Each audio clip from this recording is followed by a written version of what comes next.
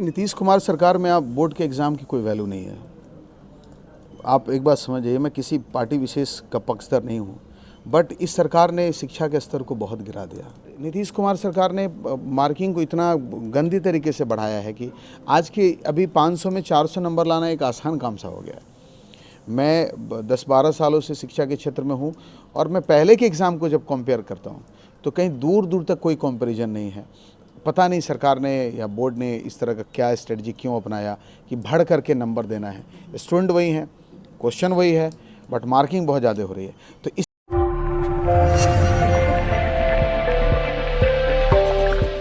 अब मेडिकल में बैचलर और वोकेशनल कोर्स के लिए कहीं और क्यों जाना, डिम्स है ना। डिम्स? हाँ, यूजीसी से मान्यता प्राप्त Darbhanga institute of medical science, paramedical, bachelor of medical lab technician, radiology, physiotherapy, operation theatre technology, dialysis technology एवं हॉस्पिटल मैनेजमेंट जैसे टेक्निकल और वोकेशनल कोर्स कीजिए और दीजिए अपने करियर को एक ऊंची उड़ान। Admissions open for 1 year of diploma, 2 years of advance diploma and bachelor of vocational course. संपर्क करें Darbhanga institute of medical science, dims campus, in front of Gayatri मंदिर, दरभंगा। कॉल करें 7781-061194 या 6203-545701 पर। नमस्कार, आप देख रहे हैं द लाइव इंडिया। मैं हूं आफ्ताब आलम। स्वागत है आपका हमारे चैनल पर। और हम आपके लिए लेकर आए हैं एजुकेशन टॉक, जिसमें हम शिक्षा से जुड़ी हुई बात करेंगे। और अभी हमारे साथ बात करने के लिए मौजूद हैं इंजीनियर आरी खान, एकेडमी ऑफ फिजिक्स के डायरेक्टर हैं। सबसे पहले तो सर स्वागत है आपका। बहुत बहुत शुक्रिया, थैंक यू। बहुत दिनों के बाद बच्चों से मुलाकात किए होंगे, कैसा फील हो रहा है सर? जब मैंने कई पटल पर अपनी बात जब भी रखी है तो मैंने कहा है कि आई कांटेक्ट पढ़ाई के लिए बहुत मैटर करता है, क्योंकि ऑनलाइन में जब आप बहुत मैच्योरिटी स्तर पर होते हैं तब एक बात समझ में आती है कि ऑनलाइन स्टडी बहुत बेहतर है। और बिहार में खास करके अभी भी ऑनलाइन की वो व्यवस्था ठीक से नहीं है।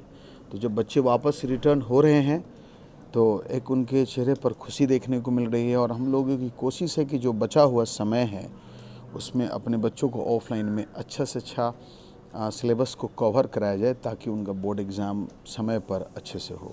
एक बात बताइए सर, क्या सभी बच्चे पटरी पर लौट चुके हैं या अभी भी कुछ बच्चे हैं जो जिसको आपने पिछली बार देखा था वो बच्चे का चेहरा आपको नहीं दिख रहा हो? देखिए, बिहार में कोरोना के बाद जो सेकंड सबसे बड़ी आपदा है वो बाढ़ की है। और जो खास करके जो हमारा मिथिलांचल इलाका है वो अभी बाढ़ से घिरा हुआ है, आप लोग बेहतर समझते हैं। तो बहुत सारे बच्चे इसलिए भी नहीं आ पा रहे हैं कि बाहर से बहुत बुरी तरह प्रभावित है उनका परिवार। दूसरी बात है कि एक बड़ा तबका जो लोअर मिडिल क्लास और जो गरीबी रेखा से नीचे का तबका हम लोगों के पास आता था पढ़ने के लिए, क्योंकि हम लोग गरीबों के टीचर कहे जाते हैं शहर में, तो उनकी माली हालत कहीं ना कहीं कोरोना के कारण बहुत ज़्यादा डिस्टर्ब हुई। तो शायद कई पेरेंट्स हम लोगों को फ़ोन करके बोलते हैं, कई बच्चे बोलते हैं कि सर हम लोग सक्षम नहीं हैं। अब वो टीचर पर निर्भर करता है कि वो उसको आगे किस तरह से फ्री ऑफ कॉस्ट पढ़ा पा रहे हैं या नहीं पढ़ा रहे हैं। बट मुझे लगता है कि अभी 12वीं क्लास की अगर मैं बात करूं, अगर मैं 12th की बात करूं, तो मैक्सिमम 60% बच्चे ही रिटर्न हो पाए हैं इस शहर में। तो चूँकि आप देख सकते हैं सर का भी ये कहना है 60% बच्चे जो पटरी पे आ चुके हैं, बाकी 40% अभी ऐसे है। और कहीं ना कहीं हमारा बिहार ना तो डिजिटली उतना डेवलप है और इकोनॉमिकली भी डेवलप नहीं है, जिसकी वजह से ये सब समस्याएं देखने को पड़ रही है। एक बात ये जानना चाहेंगे सर, क्योंकि 11th तो पूरा चौपट गया था, जो छात्र अभी 12th में है उनका, अब 12th में भी 3-4 महीने के लिए लॉकडाउन लगा। वैसे में आप बच्चों को कैसे गाइड कर रहे हैं बेहतर से बेहतर परफॉर्मेंस देने के लिए इंटरमीडिएट की बोर्ड एग्ज़ाम? देखिए, बहुत चैलेंजिंग है। चूँकि एक बात को आपको समझना होगा कि 12th का रिलेशन डायरेक्ट 11th क्लास से। तो कोरोना में जिनका 11th ख़राब हो गया, तो 12th में भी जब आप अच्छे न्यूमेरिकल्स की तरफ जाएंगे, खास करके मैं फिजिक्स की बात करूं, वैसे सभी सब्जेक्ट में है कि अगर 11वीं अगर आपकी गड़बड़ हो गई तो 12वीं में कहीं ना कहीं आप डिस्टर्ब होंगे। हाँ, तो हम लोगों को बड़ा कोऑर्डिनेट करके चलना पड़ रहा है, नंबर एक बात। नंबर दूसरी बात है कि हम लोग सिर्फ बोर्ड के हिसाब से नहीं पढ़ा रहे हैं कि हाँ 12 बोर्ड ही एग्ज़ाम देना है, क्योंकि बोर्ड के बाद फिर जस्ट नीट का एग्ज़ाम होगा, जेईई मेन का एग्ज़ाम होगा। तो उनको नहीं मालूम, आईआईटी वालों को नहीं मालूम, नीट वालों को नहीं मालूम कि बिहार के बच्चे पढ़े हैं कि नहीं पढ़े हैं। वो तो क्वेश्चन पूछेंगे, जो सिलेबस उन्होंने डिफाइन कर दिया, डिज़ाइन कर दिया। तो हम लोग बोर्ड के साथ साथ ये भी दिमाग में लेके चल रहे हैं कि मेरे बच्चा का ऐसा नहीं हो कि बिहार का रिजल्ट ख़राब हो जाए, रिप्रेजेंटेटिव कम हो जाए IIT और मेडिकल में। ये बहुत चैलेंजिंग है हम लोगों के लिए, क्योंकि कोटा वगैरह में क्या है कि जो बच्चे वहाँ गए हैं या जो कहीं हॉस्टल में रह करके ग्रुप वाइज स्टडी चल रही है तो उनकी चल रही है, तो हम लोगों के साथ बहुत चैलेंजिंग है। तो प्राथमिकता ये है कि हम लोग डबल बैच करके दे रहे हैं।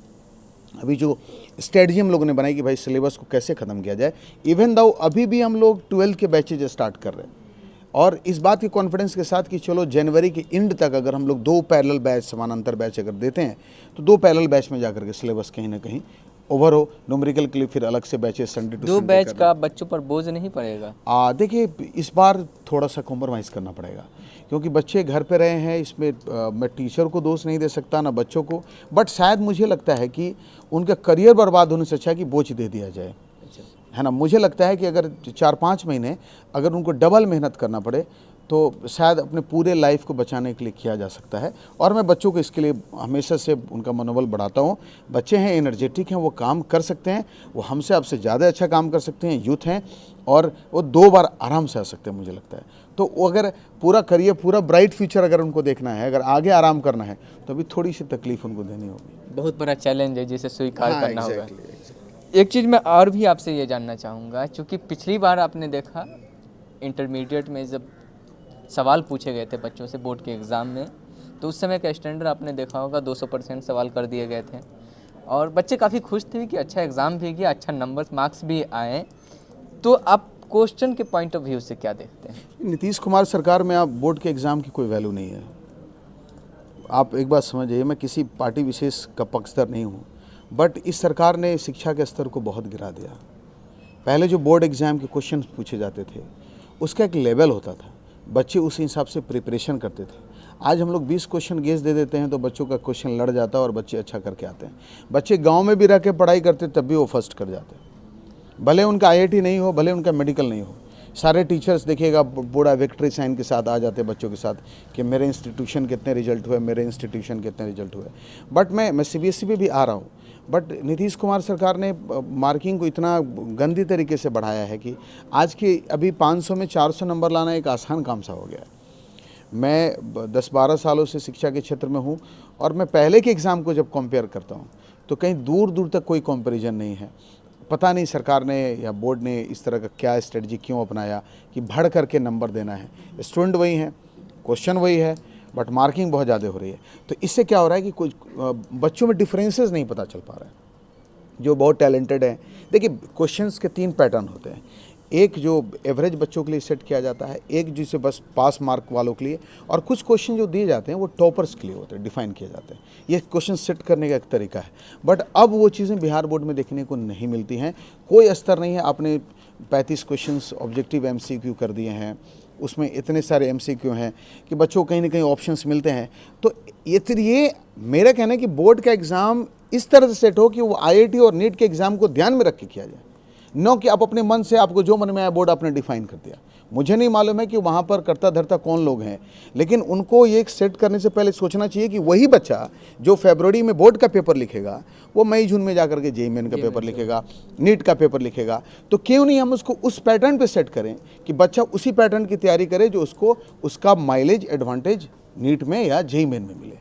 तो ये तो बिहार बोर्ड की बात हुई। CBSE के स्तर भी लो हुए हैं, बट बिहार बोर्ड से अभी भी ठीक हैं। CBSE के लेवल ठीक हैं, उसका क्वेश्चन पूछने का पैटर्न थोड़ा सा अलग है ना, और हर कोने को टच करता है अपने सब्जेक्ट के। तो मुझे लग रहा है अभी भी ठीक है। दोनों ही NCERT हैं, दोनों के सिलेबस सेम है लगभग, बट क्वेश्चन का पैटर्न अलग होने से और उनकी मार्किंग पैटर्न अलग होने से अभी भी, अब तो मुझे पहले लग रहा था CBSE से बेटर था बिहार बोर्ड, बट अब लग रहा है कि CBSE में क्वेश्चंस के स्टैंडर्ड ठीक हैं, बिहार बोर्ड ने बहुत स्तर गिरा दिया, जिसे सुधारने की ज़रूरत है बहुत ज़्यादा। एजुकेशन में रेवोल्यूशन लाने पे अगर हम बात करें तो खैर बहुत लंबी बातें खींच जाएंगी। और जैसा कि आपने अभी चर्चा किया कि क्वेश्चन का जो है स्टैंडर्ड पूरी तरीके से गिर चुका है, लेकिन एक चीज़ ये भी देखा जाता है जिन छात्रों के नंबर कम आते हैं वो सड़कों पर उतर जाते हैं प्रोटेस्ट करने के लिए। वैसे में एज अ टीचर एक छात्रों के लिए क्या संदेश होगा आपका? मैं तो यही मानता हूँ कि अगर आप असफल हैं इसका मतलब सफलता पूरे मन से आपने कोशिश नहीं की है। मार्क्स आपकी ज़िंदगी का हिस्सा है और इसको लेके बहुत ज़्यादा बायस नहीं होना। ऐसे नहीं कि आप अगर सेकेंड डिवीज़न आते हैं तो आप IIT नहीं करते हैं। हज़ारों एग्जाम्पल्स हैं, चाहे यूपीएससी क्वालिफाइड नहीं करते हैं। तो एक मार्क्स एक क्वालिफाइंग पैटर्न है कि हाँ आप 12 पास करें या ग्रेजुएटेड हो रहे हैं, तो इसका मतलब नहीं कि बहुत ज़्यादा लाएँ तो बहुत हाई तौबा हो। मैं ये नहीं कहता हूँ, बिहार बोर्ड है तो कॉपी चेकिंग वगैरह में प्रॉब्लम्स आती है, बट सबके साथ नहीं आती है, कुछ हैं क्योंकि इतना क्राउड है तो थोड़ी सी दिक्कत होती है, प्रेशर होता होगा। मैं ये नहीं कहता हूँ कि बोर्ड एकदम बिल्कुल साफ़ सुथरा छवि वाला है, मैं कभी कह भी नहीं सकता हूँ, आप मुझसे उम्मीद भी नहीं कर सकते हैं, ठीक है। तो वही हालात सीबीएसई के भी हैं, हर बोर्ड के हैं, तो सड़कों पर उतरना सॉल्यूशन नहीं है। मुझे लगता है कि सारे टीचर को ये देखना होगा कि जो गलती मान ली प्रीवियस ईयर हमारे बच्चों ने की होगी, हम उसको नहीं दौड़ाएं कि मेरे बच्चों को सड़कों पर उतरना पड़े। पेरेंट्स को सोचना होगा कि एग्ज़ाम से पहले किस तरह का घर में माहौल बनाते हैं, टीचर को सोचना होगा कि एग्ज़ाम से पहले बच्चों में किस तरह का माहौल क्रिएट करते हैं। तो ये एक सामूहिक जिम्मेदारी लेनी होगी, है ना, तब जाके मुझे उम्मीद है कि बच्चों को सड़कों पर उतरने की चाहिए। क्योंकि बच्चे क्या है ना, फ्रेश माइंड है, आप उनके दिमाग में जो देंगे ना वो उनके दिमाग में सेट होगा। अभी उनके भटकने का पूरा टाइम होता है, 12th जो होता है, ठीक है। अब अगर आप सही उनको गॉड फादर मिल जाए, सही गाइड करने वाला मिल जाए, हो सकता है कि उसको जो सही गाइड करने वाला हो उसका मूड कड़ा हो या वो बड़ा स्ट्रिक्ट रहता हो। तो बच्चों को भी ये समझना होगा कि जो आपके टीचर हैं अगर आपसे स्ट्रिक्ट बिहेवियर कर रहे हैं तो कहीं ना कहीं वो आपके हित के लिए। आजकल मैं देखता हूँ एक बड़ा सा कॉमन एक सिनेरियो बन गया है कि टीचर स्टूडेंट बहुत फ्रेंडली हो जाते हैं। मुझे नहीं लगता कि इतना ज़्यादा फ्रेंडली होने का ज़रूरत है। एक टीचर और एक स्टूडेंट में क्या संबंध है, मतलब एक गुरु शिष्य का बड़ा इंपॉर्टेंट रिलेशन है और उसमें स्ट्रिक्टनेस भी होना चाहिए, उसमें प्यार भी होना चाहिए, उसमें डिसिप्लिन भी होना चाहिए, उसमें जिम्मेदारी भी होनी चाहिए, उसमें सारी चीज़ें होनी चाहिए, है ना। तो शायद इन सब की नैतिकता की भी कमी आ गई है, नैतिक पतन बहुत ज़्यादा हो गया है छात्रों का, इवन दो टीचर्स का। ये भी कारण है कि बोर्ड के रिजल्ट जब ख़राब आते हैं तो बच्चे रोड पर उतरते हैं। तो कुल मिलाकर के एजुकेशन सिस्टम पे भी बातें चल गई आपसे, है ना। और हम लोग बात कर रहे थे कहाँ इंटरमीडिएट के एग्ज़ाम से शुरू हुए थे, लेकिन आखिर में सर जाते जाते ये सवाल है कि अब जो 4-5 महीने बचे, 4-5 महीने ही बचे शायद, तो वैसे भी तो हो सकता है कहीं सरकार ध्यान में रख कर के थोड़ा डेट एक्सटेंड कर दे या फिर उसी जो डेट हमेशा की तरह रहता है उसी में एक ले। तो ऐसे में बच्चों को क्या तैयारी करनी चाहिए? 5 महीने मुझे लगता है कि मैंने पहले भी आपको कहा है कि सफिशिएंट है। 5 महीने अगर double batch chemistry, physics, bio या कॉमर्स या अकाउंट्स के या आर्ट्स के हो रहे हैं तो डबल बैच मतलब वो 10 महीने हो गए, ये कैलकुलेशन पे आप आइए। तो बच्चों को अभी बोर्ड में रख के, अभी भी बोर्ड में रख के ध्यान है, बच्चों को पूरा कंप्लीट सिलेबस की तरफ टीचर को भी चाहिए कि जिम्मेदारी से अगर चाहें तो सिलेबस को जनवरी में ख़त्म कर सकते हैं, है ना। और सिर्फ बोर्ड को नहीं, कंपटीशन पैटर्न को रखते हुए, और बोर्ड के लिए बच्चों को ज़्यादा टेंशन की जरूरत नहीं है। जब बिहार बोर्ड है तो ज़्यादा दिक्कत नहीं होती है, क्वेश्चंस के स्टैंडर्ड लो होते हैं और पेपर आराम से होता है। मुझे उम्मीद है, दोनों बात आप बोल रहे हैं। हाँ, मुझे उम्मीद है कि ये 5 महीने अगर बच्चा, आप दिल से अगर किसी चीज़ को चाह लें पूरा करना तो 5 महीने क्या 3 महीने में कर सकते हैं। एनसीईआरटी के सिलेबस को आप आराम से 5 महीने में ख़त्म कर सकते हैं। हाँ, थोड़ा सा आपको न्यूमेरिकल को कम करना होगा, थोड़ा सा ब्रॉड जाने की जगह पे थोड़ा उसको शॉर्ट करनी होगी अपनी थ्योरी को। यूजलेस नहीं, यूजफुल पढ़ना। हाँ, देखिए यूजलेस तो शिक्षा में कुछ भी नहीं है, वो आपका देखने का अपना नज़रिया है कि कौन सा पोर्शन आपके लिए यूजलेस है। मैं एक एग्जांपल बता दूं, जैसे सीबीएसई ने कम्युनिकेशन सिस्टम को यूजलेस करके सिलेबस से हटा दिया, बिहार बोर्ड ने नहीं हटाया, आईआईटी ने नहीं हटाया, मेडिकल ने नहीं हटाया, तो आप ये नहीं कह सकते कि वो टॉपिक आपका यूजलेस है। एजुकेशन सीखना कभी भी यूजलेस नहीं होता है। हाँ बिल्कुल, बस 5 महीने में प्रोग्राम डिज़ाइन करना होगा, टीचर्स को अपने आप को डिफ़ाइन करना होगा कि उनका स्ट्रैटेजी होना चाहिए, उनकी प्रॉपर प्लानिंग होनी चाहिए कि मुझे अगले 5 महीने अपने बच्चों को किस तरह से ले जाना है। अगर दोबारा लॉकडाउन ना लगे तो फेस्टिवल की छुट्टी को रिड्यूस करना होगा, क्योंकि आने वाले समय में दुर्गा पूजा है, दिवाली है, छठ है ना, बड़े बड़े फेस्टिवल, इसमें लंबी छुट्टियां। मैं बच्चों से भी कहूँगा कि अभी घर मत जाना, आप बहुत घर पे रह लियो, अगर छुट्टी मनाने फिर जाओगे तो पूरा करियर आपका चौपट होगा। तो मुझे लगता है कि सिलेबस को मेंटेन करके, छुट्टी को कम करके 5 महीने में डबल बैच देके सिलेबस को ख़त्म किया जा सकता है। चलिए, बहुत बहुत धन्यवाद सर हमसे बात करने के लिए। और चूँकि हम एजुकेशन पे बात कर रहे थे और ये हमारा प्रोग्राम भी है एजुकेशन टॉक, जिसमें हम शिक्षा से जुड़ी हुई बात करते हैं, तो फिर मिलते हैं हम आपसे अगली वीडियो में। अगर अभी तक आपने हमारे चैनल को सब्सक्राइब नहीं किया है तो चैनल को सब्सक्राइब कर ले, वीडियो को लाइक करें, कमेंट करके अपनी राय जरूर देंगे। सवाल भी चाहें तो आप भेज सकते हैं, आपके सवाल भी अवश्य पूछे जाएंगे। और फेसबुक पे देख रहे हैं तो आप पेज को लाइक करिए, ज़्यादा से ज़्यादा शेयर करें। धन्यवाद।